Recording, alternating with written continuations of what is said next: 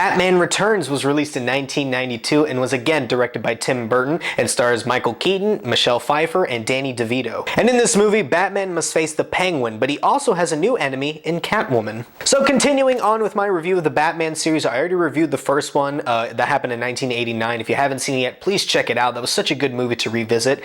This movie's a little different because this was actually one of the few Batman movies that I didn't really watch a lot growing up. I remember I watched it one time and I was absolutely terrified because this movie scared the crap out of me. Michelle Pfeiffer's Catwoman scared me. Danny DeVito, the look of his Penguin really scared me, and I kind of had a lot of nightmares every time I watched this movie because it was really dark. But I'm glad I got to revisit this movie because it was a blast. And with that, let's go into my positives. I love the tone and look of this movie. Just like in the first movie, oh my god, Tim Burton is just so good at creating an atmosphere with his Batman movies. The way Tim Burton likes to make his films, he likes to make them dark and very gothic. That's so perfect for Batman's universe because that's what Gotham City is supposed to be. And I totally forgot, when I watched this movie, I totally forgot it takes place during the winter. It takes place during Christmas time. That is such a genius setting for Batman. I love that so much. They kind of used it a little bit in Dark Knight Rises, but it just, you know, there are some scenes that took place during the winter. But this, the reason why I like it so much taking place during the winter season is because it actually makes sense to the story. It actually adds to the plot. It adds to the atmosphere of the movie. And it actually is very metaphorical. So great job by Tim Burton. And I'm hoping in future Batman movies we can use winter as part of the setting because superheroes in wintertime is super cool. Now, along with the tone, this is a darker movie than the first one. And the first one was actually pretty dark, but man, it's like there are some scenes that are like straight out of horror movies. I mean, the whole look of Danny DeVito's Penguin, you know, there's actually him killing people and there's blood. There's a lot of blood in this movie, which I was really surprised by.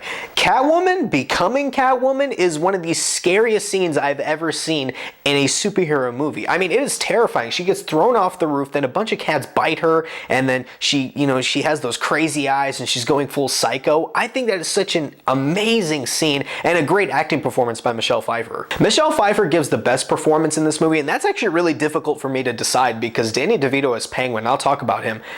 Again, a fantastic, iconic performance. But I think Michelle Pfeiffer is just a little bit better. I know both villains are very sympathetic, but I think Catwoman is kind of more the anti-hero side in a weird way. I know she does bad things, but she kind of does them to bad people in a way. So you kind of lean more towards her, even though she's starting to lose her mind. I love the characteristics of her character as, you know, as the movie further goes along, her like outfit starts to become more and more tattered to kind of symbolize that in her mind she's also kind of losing it. Great job there by Tim Burton and the makeup department. I was so fascinated by this movie because talk about a full 180 for villains. Like in the first one, Jack Nicholson's Joker is a full-on psychopath. Like you don't feel bad for him, you're terrified of him. But for this, Catwoman and Penguin are very sympathetic in this movie. You actually feel bad for them. Even though they're doing terrible things, you can't help but, you know, in a weird way feel terrible for them. They've been through horrible things. Selena Kyle was treated terrible, you know, throughout the entirety of this movie by her boss and everybody in Gotham. And Penguin, I mean, his parents tried to drown him. They just like let him go down in the sewer because they thought he was so hideous. No person could ever love him. That's awful. When Penguin is introduced into this movie, you kind of see him as like, oh, he's a good guy. But then obviously you slowly start to see the layers come off and he is clearly a bad guy. But there is some sympathy towards him. Okay, let's talk about it. Danny DeVito as Penguin. First of all, let me say, I still to this day do not know why he was nominated for a Razzie for this movie. He was nominated for a Razzie for Worst Supporting Actor in a Movie for this role. That makes zero sense to me. He is such a fantastic villain in this movie. I don't know why people don't talk about his performance enough when talking about the best movie villains. I know Heath Ledger really set the bar, but I can't believe nobody really talks about Danny DeVito as Penguin enough. I still really don't see another actor that's on the level of Danny DeVito as Penguin. There have been other ones. I know Gotham's Penguin is pretty cool, animated series of course, video games, but I still think Danny DeVito is still the best Penguin ever. I mean, it's that iconic of a performance, and I loved him as Penguin. The look, his character, his dialogue, his actions, everything was perfect, and it was because of Danny DeVito. I want to go back to how dark this movie is because let's talk about Penguin's master plan. Because he was dumped into like the sewer as a child, his master plan is to kidnap all firstborn sons of Gotham and drown them in the sewer.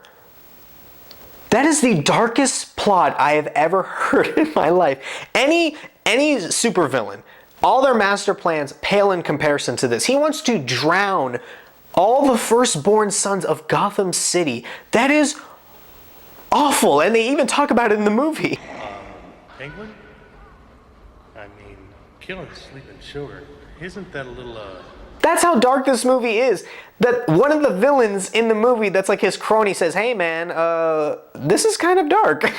I think the action scenes were a lot better in this movie. When you have a sequel and more money is thrown your way, obviously you want to be bigger and badder. And I definitely think the fight choreography is a lot better in this movie. Way more enjoyable than the 1989 one. Now, I complained about Michael Keaton's Bruce Wayne in the first Batman. I think he really improves in this movie. And the reason why is because of the dynamic of Selina Kyle and Batman. That's what makes Bruce Wayne and Batman such interesting characters. When you introduce a character like Selina Kyle and Catwoman, a person that's kind of exactly like him, you know, kind of teetering on that, you know, I like being in a costume, I kind of hate being a normal person, I like being that, you know, that split personality type thing. I like that in this movie. That's what's so good about their relationship. You actually feel for them, you actually care about them, you hope they make it out in the end. Obviously they don't, but that's what's so great about their dynamic, and I think that's what really helped Michael Keaton's Bruce Wayne be a lot better in this movie. Now, as great as this movie is, there are some negatives that I have to talk about. Okay,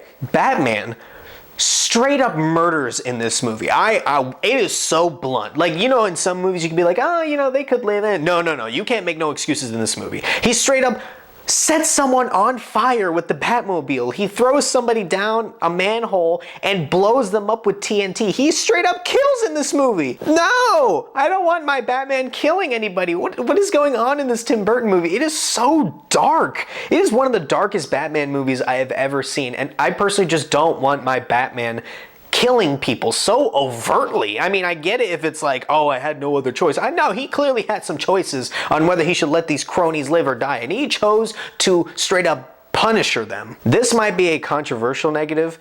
The whole character of Max Schreck, played by Christopher Walken, I don't think he was needed in this movie. Now, don't get me wrong, I love Christopher Walken. I mean, his line delivery in this movie is straight up hilarious. And Bruce Wayne, why are you dressed up like Batman? Because he is Batman, you moron. When you already have two compelling villains like Catwoman and Penguin, I don't think you needed his character because I mean, he was so integral to Catwoman becoming Catwoman, I guess, but I think they could have gotten rid of him pretty quickly after Selina Kyle becomes Catwoman. She could like do away with him and then we can go on, maybe, but the fact that he became such a prolific villain in this movie, it just didn't work for me because I think they tried so hard to overshadow Catwoman and Penguin with him near the end, but I definitely think Penguin should have been the big baddie at the end, but instead Penguin's death was kind of underwhelming a little bit. That's what kind of sucks for Danny DeVito's Penguin, that he kind of went off unceremoniously while Max Schreck gets like the big death at the end of the movie. I didn't want that. That's just not for me. Also, real quick, look at Christopher Walken's character. Look at it. They dressed him like that. What is that hair? As soon as he took off that hat and showed that mane that he has on his head, I was literally crying laughing for like 20 minutes because I couldn't believe that they approved that look. God, Tim Burton, I love your movies, but you should have done a second take on that one. There's also a lot of bad CGI in this movie. Now, there was some in the first movie, but again, when you get more money to do a sequel, you want to go bigger and badder. So they decided to do a lot more inventive things, and it just doesn't look good. Maybe it looked good for when this movie came out back in the early 90s, but still, today's time, it clearly does not hold up. You actually kind of go, ooh, that's not good. It actually kind of takes you out of the movie in a weird way. So, not for me. I think they could have just kept it grounded as much as possible, but that's just me. Overall, guys, I am so shocked by how much I enjoyed this movie. Again, like I said in the beginning, this is actually a Batman movie that I watched the least amount of times out of all of them, but now after watching this, I'm gonna start watching this more and more. I can't believe how much I enjoyed this movie. Michelle Pfeiffer is an incredible Catwoman, and Danny DeVito is amazing as Penguin. And of course, Michael Keaton as Batman. I mean, come on, it's Michael Keaton as Batman. What do you not like? And of course, his Bruce Wayne is a lot better. I'm gonna give this movie an A. Really good job here. Yeah, I'm gonna give it the same level as the 89 Batman because 89 Batman I think has a better plot and is better structured. But in terms of enjoyment, I think I do like Returns a little bit more. Guys, thanks so much for watching this video. If you like this video, please like, share, and subscribe. I'll see you next time.